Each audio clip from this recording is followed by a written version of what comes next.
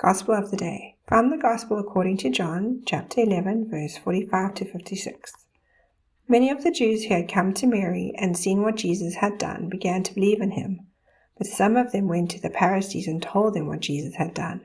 So the chief priests and the Pharisees convened the Sanhedrin and said, "What are we going to do?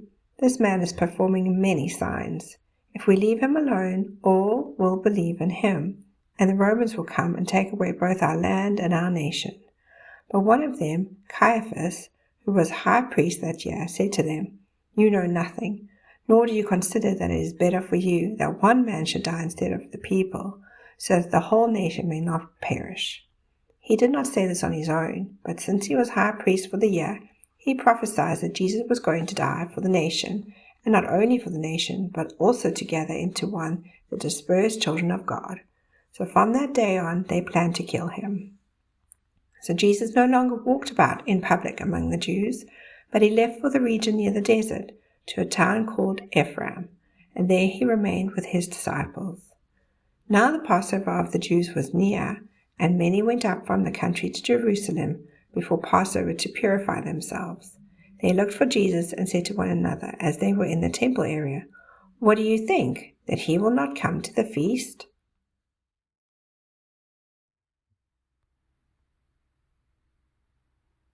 The words of the popes. The way that the doctors of the law proceed is precisely a model of how temptation works in us, because it was truly the devil who was behind this, who wanted to destroy Jesus, and temptation in us truly works like this. It begins with something small, a desire, an idea, it grows, it infects others, and in the end it justifies itself. We should have the custom of identifying this process within us. That process that changes our hearts from good to bad, that leads us to a downward slope. A thing that grows slowly, and then it infects others in the end, justifies itself. It is rare that temptations come all at once. The devil is astute, and he knows how to take this path, the same one he took to arrive at Jesus' condemnation. The life of Jesus is always an example for us. The things that happen to Jesus are things that will also happen to us.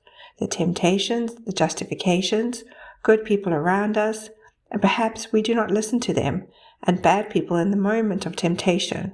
We surround ourselves with them in order to allow the temptation to get stronger.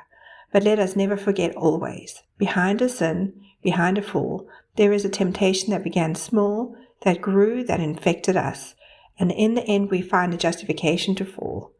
May the Holy Spirit enlighten us in this interior awareness. Francis Homely Santa Mara,